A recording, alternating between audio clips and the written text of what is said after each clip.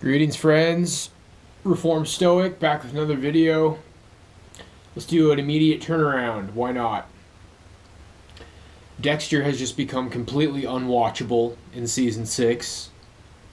Maybe I'll try to push through it at some point. But for now, finding myself just a little bit frustrated, kind of bored, and I figured I'd just go ahead and make kind of like a checking in video, talk about a few things that are on my mind.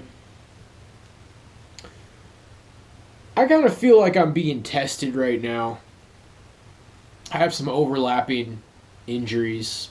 Really, it's just like a minor setback injury hurting my lower back from deadlifts, which has brought my attention to another injury that's probably a little bit more concerning that's been lingering, but I'm pretty confident that this pelvic floor thing, it started from like RDLs, I think like 2 months or more. It's just really been lingering because of my running. I needed to stop running, and it was feeling a little bit off today, and it's like, well, it's probably because I did hip thrusters, balancing the Olympic bar with all the 155 to 205 pounds right on my pelvis.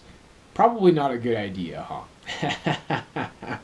It doesn't feel terrible today, but what I noticed when I was running less is that it started to feel like it was going away, and then it would come back when I didn't run.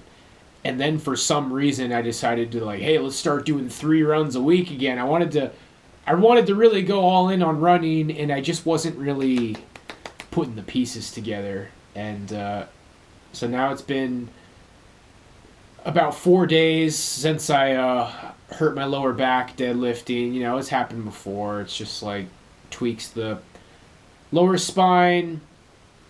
The plan is I should be back to my regular weightlifting routine a week from today.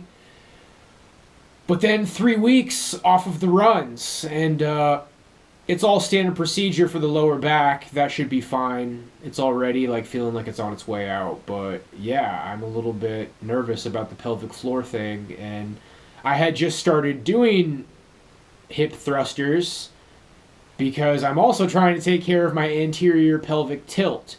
Anterior pelvic tilt, hurt lower back, and issue with my pelvic floor, and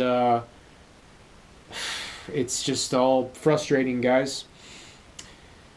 And I was already not feeling great before that because it's winter time, and everything going on in the world right now just fucking sucks, man. And I say that very emotionally detached in a very unemotional way. And I'm really just trying to endure right now. I feel like the message that I'm supposed to learn right now is endurance, just strength, perseverance, overcoming. But I can tell you that things in the world, they're not going to get better, man. They're not going to get better. I think a lot of people already know that. We're seeing more and more and more channels, people taking compilations of people from TikTok just complaining, talking about boomers and the economy and inflation, and how romance dating is screwed and can't buy a house. Money doesn't stretch. I've already had my little thing about how I was talking about that years ago and I didn't get enough credit for it, and I'm feeling very indifferent, hard to be bothered. I mentioned this channel, Shelby Exists or whatever. I don't know the exact name. But she complains a lot, and she has a big following for complaining.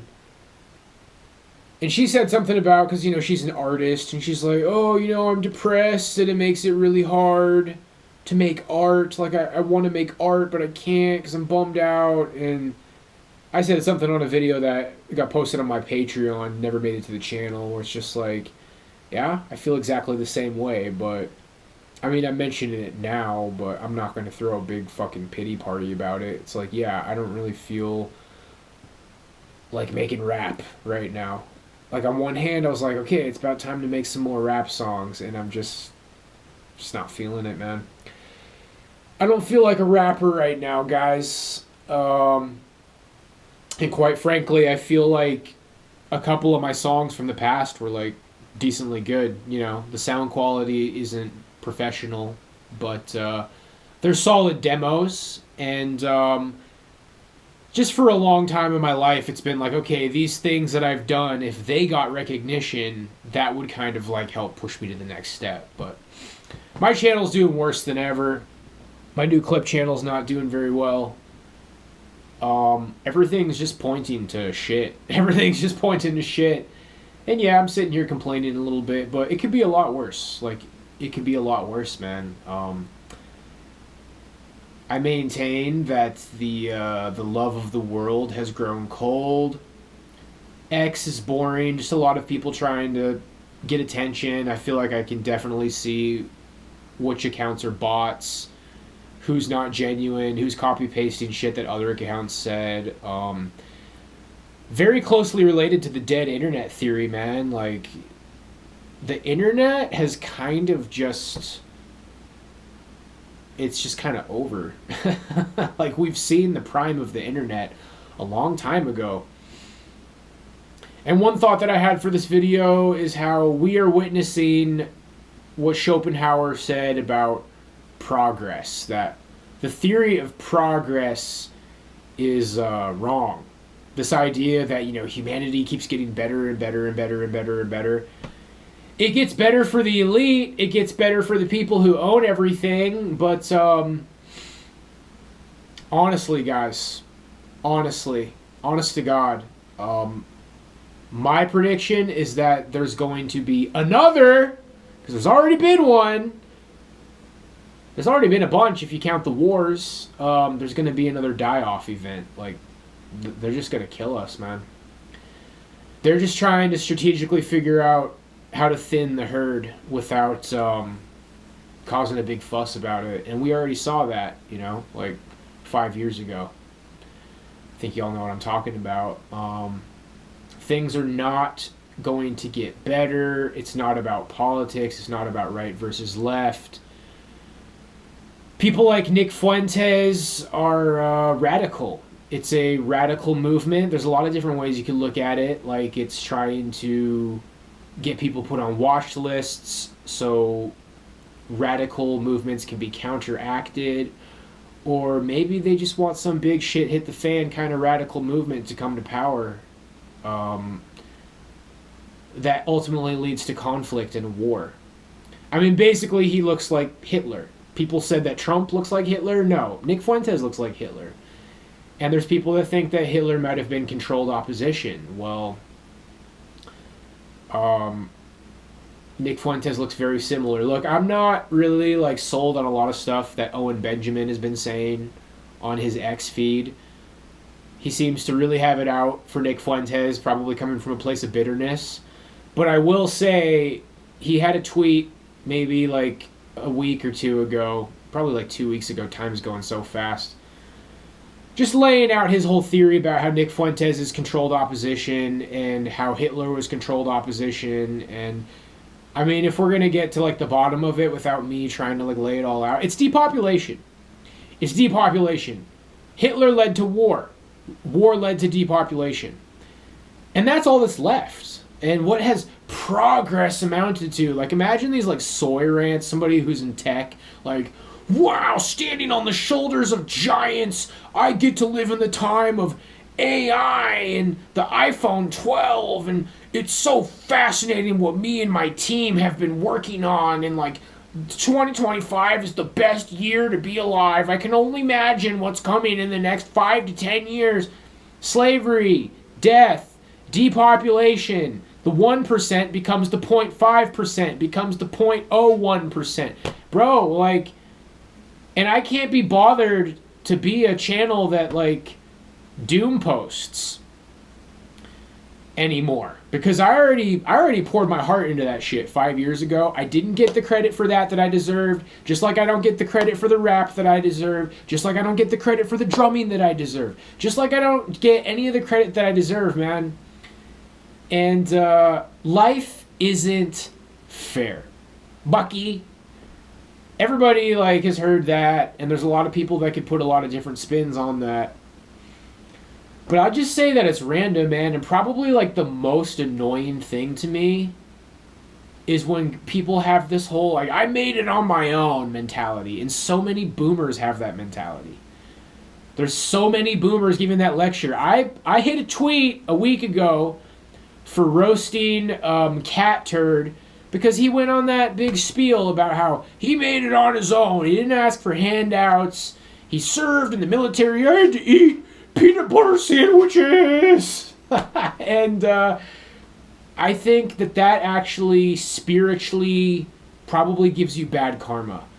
And I can just tell you from personal experience, from people that I know, not going into detail on who that might be, but knowing people who that's a big part of their identity, that they made it on their own. They're not spiritual, they're not religious, they're usually atheists. They're usually nihilists in some sense. And I do believe that it produces bad karma.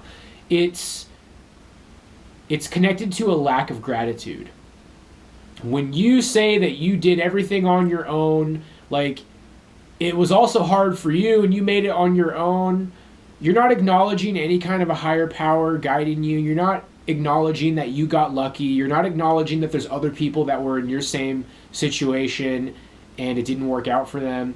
You're not acknowledging all of these realities. Like it's illogical, it's wrong, and I do believe that it's negative spiritually. And it does seem like these are very material people who tend to say these things. And when you look at people who are like akin to like modern saints, they usually acknowledge a higher power. I couldn't have done it without so and so. I couldn't have done it without God. I got lucky. That's probably, at my ripe old age of 34, in the current year 2025, I think that's probably the most disgusting thing. This whole I made it on my own attitude. A lot of people are working, man. A lot of people are putting their back into it. And look, people want to say that like I never fucking tried. Bro, I tried at a lot of things. I put my back into it. I put a lot of effort into the things that I did. I wouldn't have the skills that I have if I didn't. And it's just people trying to move the goalposts. And we're going to see a lot of that right now. And that's just this kind of like Dragon Ball Z Kamehameha, you know, and they shoot the energy beams and you're trying to like have the stronger energy beam to push it over to their side. It's like boomer bootstraps arguments versus like, no, actually everything is fucked, from the millennials and the Gen Z and the Gen X, even some Gen Xers, but mainly Gen Z, and I think low-key millennials. I think on some level, guys, millennials have it harder. I know that I'm biased there, but it's because everybody knows that everything's fucked for Gen Z. And, like, millennials have the 30-year-old boomers. Like, there's people that just really, like, did everything they were supposed to do. And then society wants to, like people like me, guys, you've all witnessed it. People who really pay attention. Like, people have tried to break my spirit because I like am speaking out. I spoke out a long time ago about how just I can't get anywhere in this fucking society, bro, and they really want to use it as an opportunity to tell me that I need to do what they want me to do. It all basically amounts to slavery, guys. And this wonderful progress of AI, what's it going to amount to? It's going to amount to automation. It's going to amount to people losing their jobs. And what's funny is like the first things that are getting replaced is art, music, creativity. Oh, well, I guess, you know, it's a raffle ticket to make it in music, Bucky. You go get a real job. The AI's got it covered. The AI's got the art covered. And, you know, like, it's not like it's completely replaced art. But, we are seeing some AI songs on the charts. And people like me is just like, you know what? I see where society's headed. I know what I've lived. I know what I've seen. I have a good idea how things are. I'm not doing what you want me to do. I'm just not going to do it. And I think on some level, like, it's a part of my spirituality at this point. It's a part of my beliefs. And yeah, I realize that, like, a lot of people on my channel, you'd probably rather watch a video like this where I'm just shooting the shit, rather than me spending an hour going on about Carl Jung and ancient aliens and, like, psyop Jesus or whatever. But it is related. It is related, guys, because yeah, I just think that the Old Testament, it's slave farming. It's just trying to get people this whole, like, you'll be plummeted into hell if you don't do everything that God wants you to do. And Christians are very inconsistent, you know, they have their, like, salvation by faith alone, but then the next day they'll just blurt out at you that you're going to go to hell for some reason, other than whether or not you accepted Jesus Christ as their Lord and Savior. But yeah, so that's all kind of fallen apart for me, and I know that, like, I was a really serious Christian for a while, and I know that maybe somebody out there is shocked or something, but what's really funny, guys, is that all the years that I was a Christian were bar none, the worst years of my life. It's actually fucking mind-blowing. It's actually mind-blowing. It started around the end of 2017, beginning of 2018, UNLV, just shit, dog shit, all the way up through until I moved here. Just getting gang stalked in my hometown, getting canceled and ganged up on, and absolute fucking trash, dog shit. It's insane. And then right when my life started to get a little bit better, and, you know, God took the foot off the gas a little bit on my loose slave farming punishment, and that's right around the time I was like, you know what, like, something about this is wrong. And I was already putting it together near my end of the time in Kodiak. But saving you the rant, because I know I just had the rant, and I have a very good feel for, like, what people want to hear, and just people just don't want to hear about the Bible, dude. But it's not your fault is what it comes down to. Like, kind of the bottom line of the Old Testament parts of the Bible is, like, everybody's wicked in God's eyes, and you're so lucky that Jesus saved you, because what you deserve is to get fucking tortured for all eternity. That's the deal that, like, the Christianity's getting you to accept, is like, we are all horrible, wretched sinners, and we all deserve to be tortured for all eternity. And who's telling you that shit? The televangelist who lives in a fucking mansion. Well, seeing as how we all deserve to get tortured for all eternity, you need to be grateful for your piece of shit 9 to fucking 5. And I'm really grateful for my mansion. And I'm really grateful for all the money that you give the church. That's the bottom line, isn't it? That you deserve everything you get. It goes back to the medieval scholasticism of just rich people are rich because they deserve it, and poor people are poor because they deserve it. Oh, well, what Jesus said is that it's actually more likely for a camel to fit through the eye of a needle than for a rich person to make it through the gates of heaven. But Christianity's not really about what Jesus said, is it, guys? And that's what my big fucking space alien psyop Jesus rant is about. But we're not going to go over that again. But it is relevant, is the point. It's relevant. Jesus says that rich people are usually fucking dog shit, and they're not going to get saved. And then the scholastic, medieval, feudal Catholic idea is that, well, you know, if you're poor, then you deserve to be poor because you're bad. And if you're rich, then you deserve to be rich because you're good. Oh, but, you know, Jesus said the meek shall inherit the earth, and, you know, camel through an eye of a needle. Oh, well, it's not about what Jesus said. It's not about what Jesus said. Christians don't hate anything more than what Jesus said. Because, you know, all in all, the United States is Protestant. And it's about salvation and faith alone. You know, like, You have to believe in Jesus, accept him into your heart. Well, he said this about rich people, and he said that about the meek. Shh! It's not about what he said. Just accept him. Just accept Jesus into your heart. Well, Jesus said this, and he said that, and he said the love of the world was going to grow cold, and poor people are the best, and rich people suck. Shh!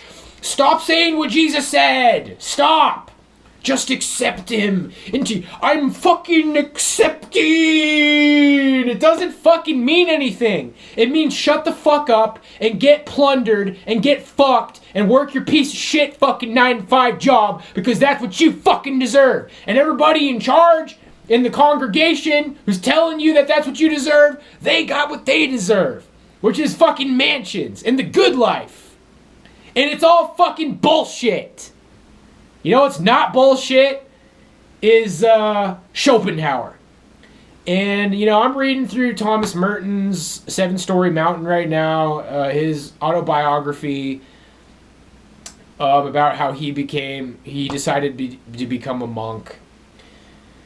And that's fine. It's starting really slow. I watched some people review it, like Pints with Aquinas reviewed it, and he's like, the first 100 pages are like pretty boring. I'm looking forward to finishing that, which I should pick up the pace on that, because Dexter is unwatchable now, which is disappointing, because I put 5 seasons into it. But, yeah, I want to read The World as Will and Representation by Schopenhauer. I'm ready. I'm ready for that. Schopenhauer just says that because he's not a nihilist, like he took arguably like the parts of nihilism that are correct. Like humanity is just fucking going nowhere. We're a bunch of fucking slaves building the machine for the elite. It's not progress. And the awakened person will realize like this life is just suffering and things just seem bleak, and it just seems like we're on our own, and it seems like people are selling false hope. But he still recommends that you cling to spirituality as a means of just enduring your suffering from a place of humbleness and meekness and gratitude for everything that you got. So I guess this all kind of just extended from people saying like, I worked for everything I got, my life was hard too. Those people aren't truly grateful, because humbleness and gratitude go hand in hand. Meekness, humbleness, gratitude. Like, you know, I could have did everything that I did and my life could have still not worked out. That's what these boomer ranters will not acknowledge, is that they didn't make it because of their hard work. Their hard work paid off. It doesn't always pay off. Hard work does not always pay off. I, to this day, think that DreamWorks movie Ants, where the ants spend their entire fucking life digging that tunnel so that they can be drowned. They're digging a tunnel to the water so the water can drown all of them. That might as well be tech bros working towards AI, bro. And it's revealed that the wars are for depopulation. And at the end of the movie, the military elite stands above to live for the colony, to die for the colony. And it's all fucking plotted by the elite, by the military elite. They work their entire lives digging towards their fucking death. They fight in wars that are for depopulation. That's the movie. Disney Pixar, or DreamWorks Ants. And then, yeah, Disney Pixar's A Bug's Life is very similar. But I never watched that one as much. But yeah, those movies came out around the same time, and it's the same kind of a thing. Like, there's the big locust things that like rule over the other bugs, and they try to intimidate them, but it comes down to like there's more of us than there are of them. There's nothing left, you guys. And as far as like a purpose for life, I'm really kind of getting to that point where it's like, I like to work out, I like to read, I like to make content, but I could do this while I do something else, man. And that something else could be like having a family. And if I'm fated to like live this way for my entire life, that's fine, and I can make do, and I'm gonna hope that things pay off. I'm to a point where it's like, I either want things to pay off, I want to put my effort into stuff that's like going to get my life somewhere, or, you know, have my little, like, sowing some wild oats and then maybe settle down with a girl and, like, have a family. But yeah, like, I don't have the money, and most people don't have the fucking money, and people who are working don't have the money. I'm just saying, like, I'm feeling some type of way in myself right now. My instincts are telling me things, and it's like, it's time to start thinking about this next stage of life. You've been doing this whole, oh, I just need to read my books and work out and play drums. It's like, I'm ready for things to elevate. I'm ready for things to kind of go somewhere. And, you know, despite the fact that I yelled and I complained a little bit in this video, it's not coming from an emotional place. It's coming from a little bit of frustration. I'm injured. And for anybody who remembers me when I wasn't lifting weights, and people are like, dude, you gotta lift weights, you gotta lift weights, you gotta lift weights. And I was like, you know what, man? If you just fucking run, if you beat that heavy bag, if you do lots of calisthenics, if you jump rope, heavy bag, shadow box, run, like, you can get in really, really, really, really good shape. This is what I was talking about, bro. Yeah, things seemed pretty good for a while lifting weights. Now I'm all fucked up. And I believe in the plan. This is what I think the test is. It's like, I'm really not worried about the lower back. That already, like, is getting there. I don't want to jinx it. But we're ahead of schedule. You know, 3 days in. It's already feeling all right. I had a sharp pain yesterday. I was playing drums. And I got to kind of watch what I do. Yesterday at the gym, I did the fucking hip thrusters. And then I'm like, oh, why does my pelvic floor not feel so great today, even though I haven't been running? Oh, yeah, because I put 155 pounds on my fucking pelvis and, like, thrusted 12 times. That probably wasn't very smart. A lot of just, like, common sense shit. A lot of, like, common sense shit is biting me in the ass. Like, hey, man, as soon as your pelvic shit started to hurt, you probably should have stopped running. Hey, man, you probably shouldn't put 155 pounds on your pelvis. Hey, man, you should probably, like, fucking not deadlift anymore. Just, like, a lot of shit's kind of biting me in the ass right now. And it's winter, and I was already feeling depressed before I hurt my back. But the blessing in disguise, the silver lining, is like, you know what, dude, you were ignoring your pelvic floor shit. And Grok says that if I stop running for like 3 weeks and pelvic thrusting, but I think that's it. I noticed that, like, even just all my weightlifting other than that feels fine. Squats are fine. Everything else is fucking fine. 3 weeks of no runs. I'm going to do the bike, or the elliptical, I guess, because I realized today that the elliptical burns more calories than the bike. I feel like I'm getting a better workout on the bike, but whatever. Maybe I'll just do elliptical. Fuck it. 3 weeks of no runs, I should be able to heal my pelvic floor. And I'll be lifting weights again on Monday. And, you know, tomorrow at the gym, I'm going to do, like, 1 max set pull-ups, 1 max set incline push-ups, 1 max set squats, 1 max set lunges, you know, just 1 max set of, like, all this calisthenic shit. Maybe, like, 1 leg at a time, 1-legged calf raises, because it's too easy if you don't do it that way. But I'm still able to train. I'm doing some core work to try to work through shit. Because I'm also working on my anterior pelvic tilt. Got to strengthen the glutes, strengthen the core, loosen up the hip flexors. I find that it's hard to work on my core because a lot of ab shit hurts my pelvic floor. But I have kind of had this, like, psychic thing where it's like, bro, this will all be sorted out if you just stick to the plan near the beginning of December. And November already sucked. So you might as well just embrace the suck. And it's really just a matter of, like, this is my lot. Chill with it. And a lot of other things are like, I actually, like, other than, you know, I yelled a little bit in this video, but y'all want to hear that shit. You guys love that shit. I'm holding it down right now. I've just been cranking it once a day. For, like, almost a week now, just cranking it once a day. Consistently. Maybe y'all didn't need to know that, but shit's locked and loaded, bro. I can tell you, man, like, as soon as a girl comes into my life, it's gonna be fucking Hulk dick. I'm ready to go. I'm ready to sling some dick, okay? I'm doing the Angion method, and I'm disciplined. Like, the workouts are disciplined. The dick slinging is ready to go, locked and loaded. sounding good on drums. Like, everything's kind of in line. It's just minor setbacks in an annoying month. So I'm chilling. Nothing in this video came from an emotional place. Like, I'm a little bit annoyed. The world is shit. I'm not really interested in news lately. There's a lot of millennials and Zoomers who are down bad as fuck, and they're complaining, and they're saying shit that I was saying 5 years ago, and I know, and I watch sometimes for 5 minutes, but that's a chapter that's past, man. That season's over for me. Like, I'm looking forward to what's next. And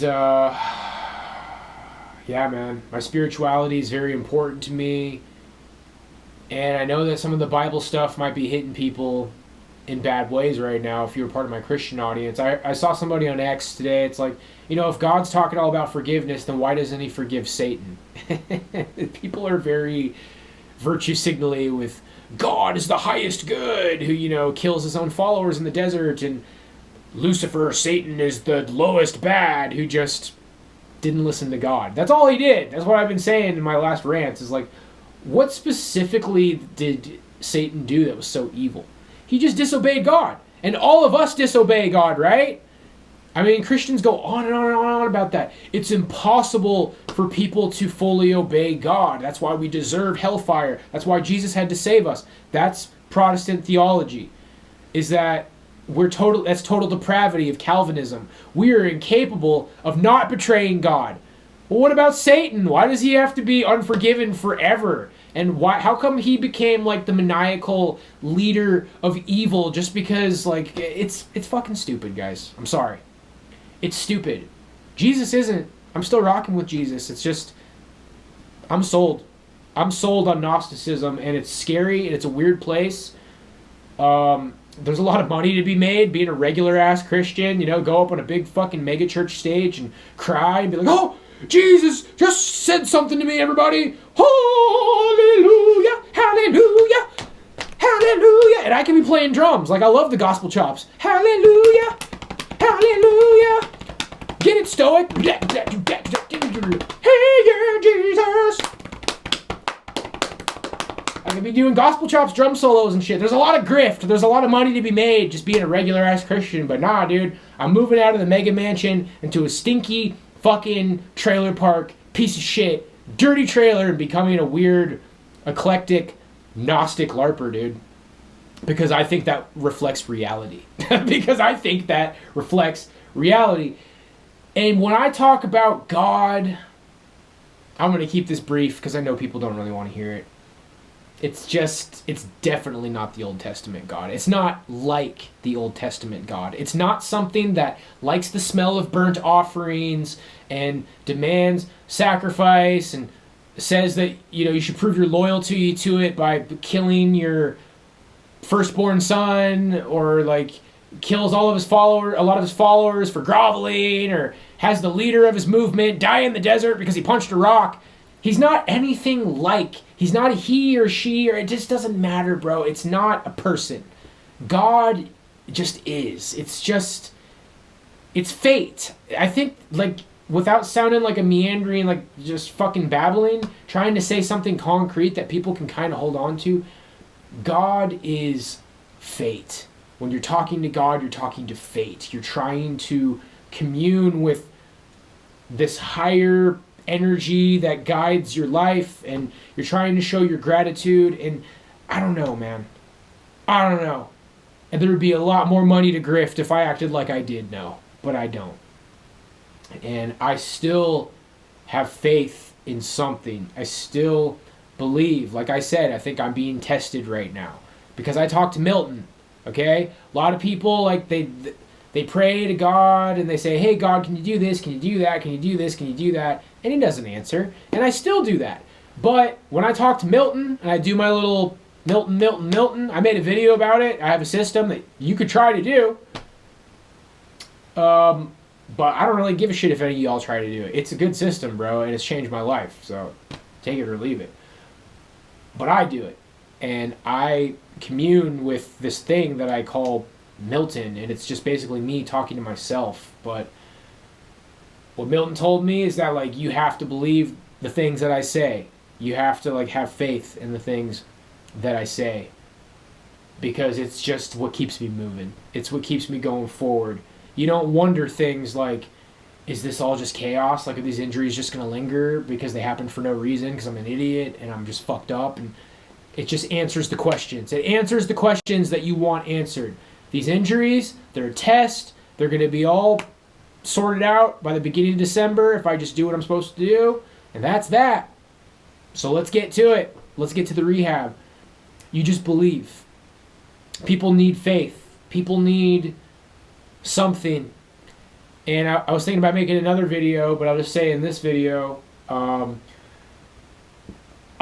could suggest that as a kind of a hypothesis for like a meaning of life, is to fight nihilism. When people are talking about like, oh, Satan tempts you to this or Satan tempts you to that, I mean, I do believe in like forces of evil. I just don't really think it's connected to the character Satan in the Bible. But if there is a force of evil that tries to tempt you, and I believe that's a thing, it tries to tempt you to think that everything's just fucking meaningless. And then it leaves you alone. If it's tempting you, if you're noticing these esoteric forces of evil, that means you're headed in the right direction on some level. Because they don't fuck with the atheist nihilists, because those people aren't really that interesting, man. Those people are just consuming and being cogs, and their moral code and what they're about, it's flimsy and it's uninteresting, bro. If you're noticing spiritual phenomena that you believe are evil, that are trying to attack you, it means you're headed in the right direction, because you're somebody worth attacking. So yeah, my hypothesis for the meaning of life is like to believe.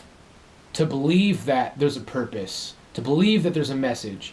To believe that this is all happening for a reason. Little things like getting injured, setbacks, having a rough winter. And then like having like, I want to call it like a weapon. It's like, what's my weapon to fight against nihilism? Well, outside of just hope, like a plan. A plan. And my plan is like, I'm going to do this rehab. I'm going to lay off of the runs because that's what's kept the pelvic floor from healing. And I'm going to heal. And when I heal, I'm going to train hard again. Whoo! All right, guys. Well, I think the best thing I could possibly do is end this video in 10 seconds right at the 38-minute mark, because that's my lucky number. God bless you, my friends, and I'll see you for the next one. Peace out.